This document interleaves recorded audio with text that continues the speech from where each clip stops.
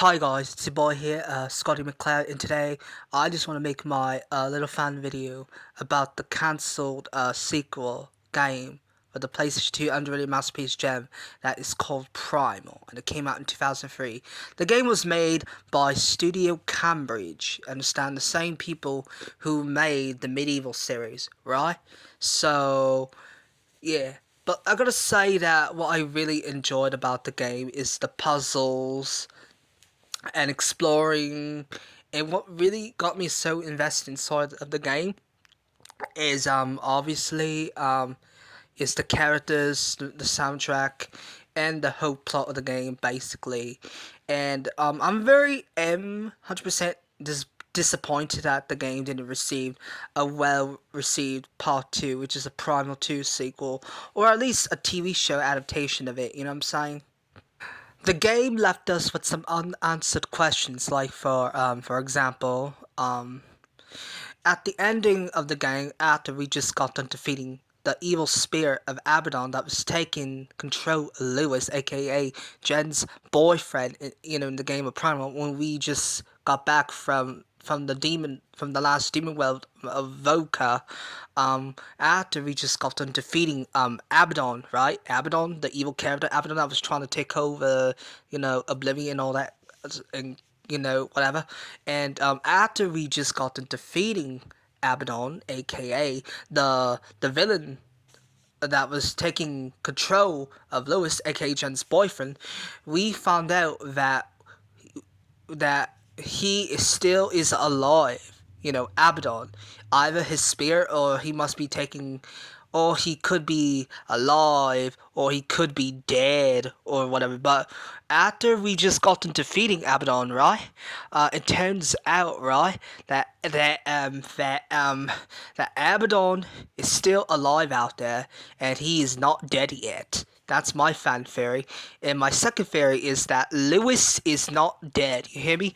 AKA Jen's boyfriend in the game of Primal is not dead. He is still alive. AKA his astro projection form is still alive in the demon world of Oblivion, AKA the Nexus realm.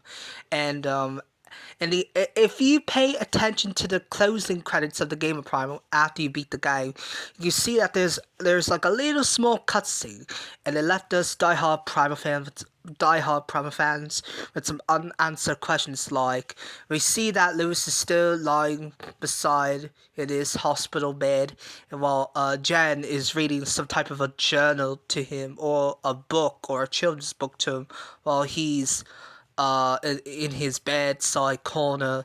You see that she must be reading the book to him, or whatever the heck was she's reading. It could be her book from college, because she wants to be ready and prepared for college. But the real question is, for us Die-Hard Primal fans, is Lewis truly alive at the ending of Primal of 2003?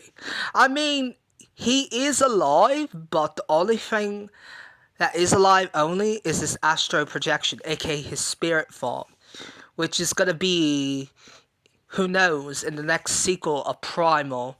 Probably the next game should be about him find his way through the demon world of Oblivion and try to help some of the newer realms, the new demonic realms of the Nexus, aka Oblivion, and try to help them, just like Jen helped the rest of the demon realms with Scree the Gargoyle. Here's another crazy thing that we did not know. I mean, at least what we didn't know for a while back in the late 20s, is that there was going to be a movie adaptation of the video game of Primal of 2003, but what was so fucked up is that they had to cancel the whole damn thing. I don't know why the hell they had to cancel it. I mean, I don't get the thing about studios or game companies like Studio Cambridge or other, fancy game companies. But the thing is that I hate they had to do this to us gamers, because I don't know. I just don't like it, because because how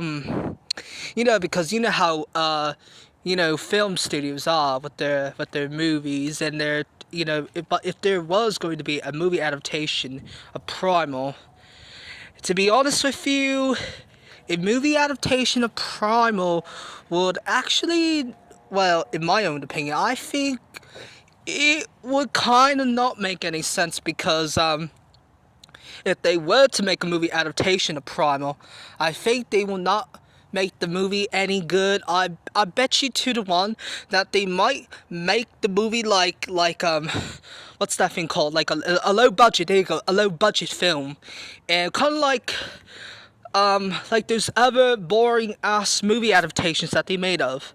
I'm not talking about Detective Pikachu or the Sonic movies, which are enjoyable. But I'm trying to talk about the lame ass movie adaptations of video games that they made in the early 90s. For example, like Super Mario Brothers, Street Fighter, Mortal Kombat. I'm not gonna lie, Mortal Kombat Annihilation. I think you all might know that one. It's supposed to be like a sequel to the first Mortal Kombat film that came out in the early 90s. But I heard that the second one and the first of the early 90s Mortal Kombat movie adaptations of the video game series, aka franchise, I heard that both of those two movie adaptations of Mortal Kombat, I heard that they both stinked at the box office and they have like mixed reviews. But anyway, about the about low budget movies, yeah, you don't know what type of material they're going to put inside in the movie adaptation of Primal. Probably the movie might be low budget, probably it will not be low budget, but I think they will not do the movie any justice because I bet you 2 to 1 that they will cast the worst actors to portray the live action of the characters from the game. For example, I mean, I'm not trying to sound racist or anything, or anything like that, because I'm not racist or anything, but if they were to cast as Jen, I bet you 2 to 1 that they might cast her as like a black woman. No offense, because I love black people because some of the neighbors that I grew up, most of them are black, right? Yeah, but I love black people, 100%. I love black people. I mean, I'm not trying to sound racist or anything like that, right?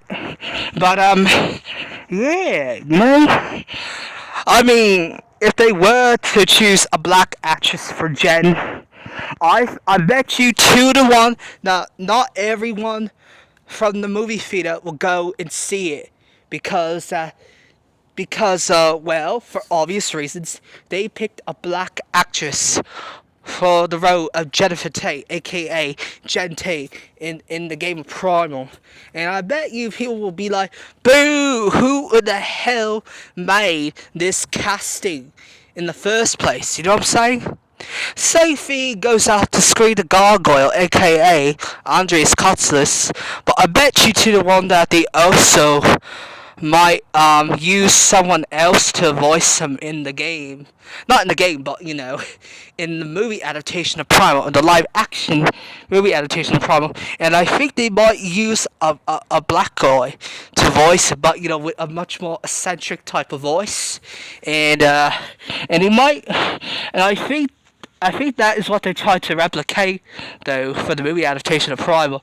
Like, trying to make sure that the movie is not kind of like the game. Probably it is, might be trying to make it kind of like the game.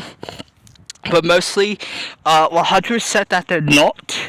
But yeah, but that's just my opinion that that video game movie adaptations, to be honest with you, they do actually work out in the long run, because it just doesn't make any sense, because I don't know, it just doesn't make any sense because like I said, I bet you 2 to 1 not a lot of people will watch the video game movie adaptation of Primal because it will stink at the box office. And I bet you 2 to 1 that it will get like 2 to 1 of the tomato meter on Rotten Tomatoes, and people will start putting in their first review saying the worst casting ever in a video game adaptation ever. And I think that's what will be the first review is, because because it's just probably the worst adaptation of a video game like ever, in a film adaptation of a live action of a game series. I mean, really. But like I said, they did the same thing like in most video game adaptations. Like, they just don't do well at the box office. Only a few they did well. Only a few good movie adaptations of video games they did well, like Sonic, for example. Like, I heard that Sonic 3 just came out not too long ago because Jim Carrey came back to The Price is Right, Dr. Robotnik, aka Eggman, in Sonic 3 with Keanu Reeves as the voice of Shadow the Hedgehog, which I'm totally stoked about that. And yeah, I just say that just thinking about that 2011 movie adaptation of Primal, like I said, I'll just say this again. Like, I think, to me, in my own opinion, I'll say this again, it will not make any damn sense, because I think that they will not do the movie adaptation of the game any justice. Like, they won't even get the soundtrack right. They won't even get the character designs right. They won't even get the skin of the characters right. I mean, that's again. Not trying to be racist or anything like that, but plus they won't get the soundtrack right or the plot right. I bet they'll just like throw in any type of plot just to make it look good for a video game adaptation of it. You know what I'm saying? Kind of like how they massacred the Super Mario Bros. Movie with John Leguizamo and Bob Hoskins as Mario, and John Leguizamo as Luigi, and Dennis Hopper as King Koopa. But yeah, I'm not gonna lie, but that movie did kind of suck. I mean, it did, because it didn't receive that well, to be honest with you, because that's probably the worst movie adaptation of a video game. Adaptation like ever. Same thing goes to Street Fighter. I don't know anything about that movie, but I do know a factor about the movie adaptation of Mortal Kombat. I do know for a fact that those two video game movies definitely sucked. Like, 100% agree with y'all, because those two movies of Mortal Kombat from the 90s, they just fucking sucked, mate. Like, 100%. But yeah, I just, on the other non-existent hands, making a movie adaptation of Primal could be a good idea, but on the second non-existent hands, it will not turn out so well for die-hard fans of the game series. For PlayStation 2, because if they were to release it as of today in 2025, or let's say, for example, like 2026 or 2027, it will not end well for die-hard fans of the game of Primal, because I bet you 2 to 1 that they will just boo at the damn screen, saying, "Boo! This is probably like the worst casting of a video game adaptation like ever." Like, come on here, man. Like, don't be so fucking naive, because don't get me wrong, I love video game movie adaptations and TV show to video game adaptations as much as the next guy. But come on, mate. Like, you could definitely do better than that, because oh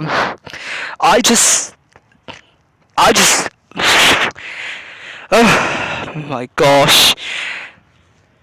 All I gotta say is that making a movie adaptation of Primal will not end well for die-hard fans of Primal. It will stink at the box office. That's all I gotta say. And just leave it to that. I mean, I didn't know that they were gonna make a movie adaptation of Primal. I didn't know that until I looked it up on Google, and it says that there was a rumor that it was gonna be made. It was gonna be released back in 2011, but they got Studio Cambridge, the people who made the game series of Medieval and Medieval 2 and Ghost Hunter, which is another underage game that was made by Studio Cambridge themselves, and Primal. They had to cancel the project for God knows for what reason they had to cancel it, for no dumb reasons, but Yeah, that's just so fucked up of them on their behalf. I mean, no offense, I love video games, even though I haven't played the medieval games or the first ones from the PlayStation 1. But even if I do get the chance to play them, I would love to get my first review of the first two medieval games for PlayStation 1. Probably I might play them on a like kind of like on an emulator, like probably like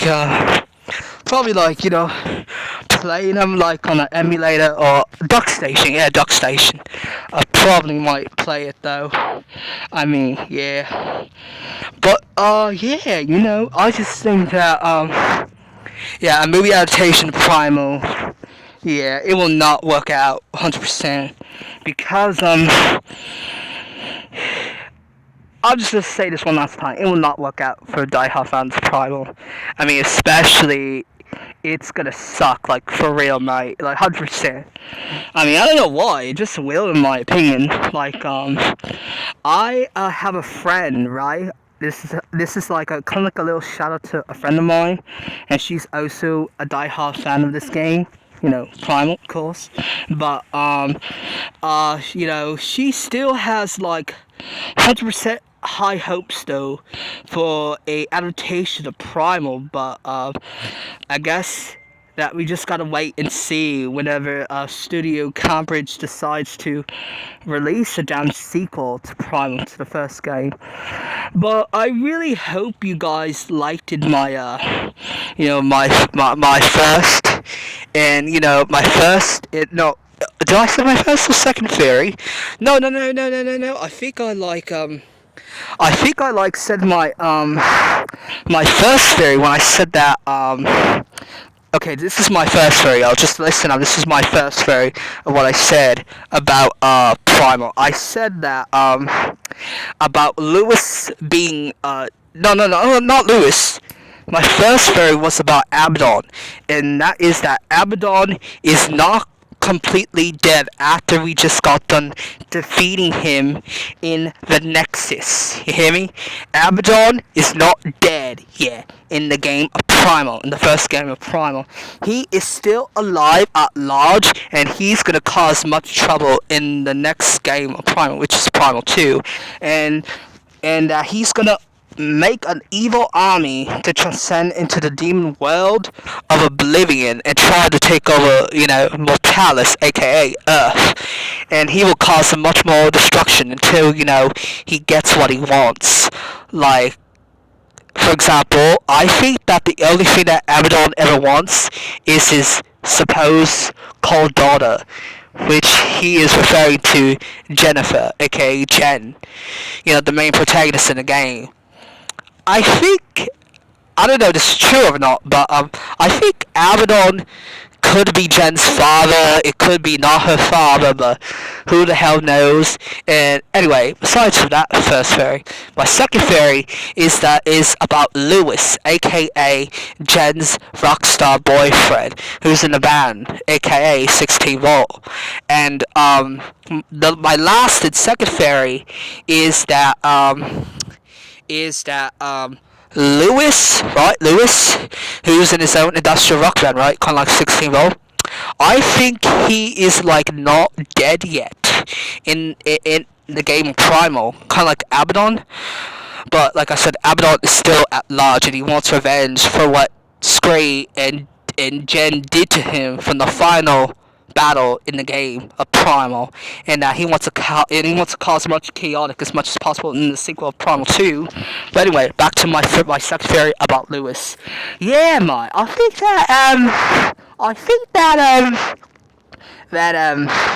that Lewis is not dead yet, because at the end credits of the game, you could see that that Lewis is not dead yet in the ending of the game of Primal.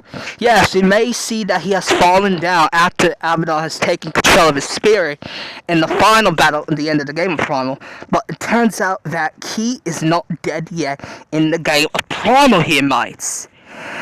And that is why, you may ask? Because the only thing that is keeping Lewis alive in the ending of the game of Primal is his astral projection, aka his spirit is alive well, alive. Right there on top of the moon, we could sit and do nothing. I wish we were bold to just fly away. I don't wanna care, just be here and I'm good alone. I'll be okay, miss you like an old friend. Too scared now, thinking I should call up all night.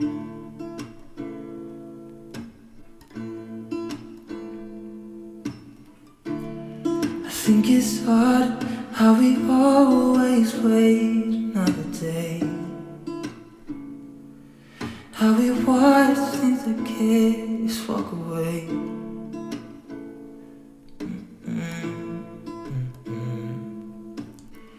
Let's live down by the water, watch it come and go home. I wish we were bold to like sail away. I just don't wanna care. Can you be here and I'm good alone? I'll be okay, miss you like an old friend. Too scared now, thinking I should call up all night.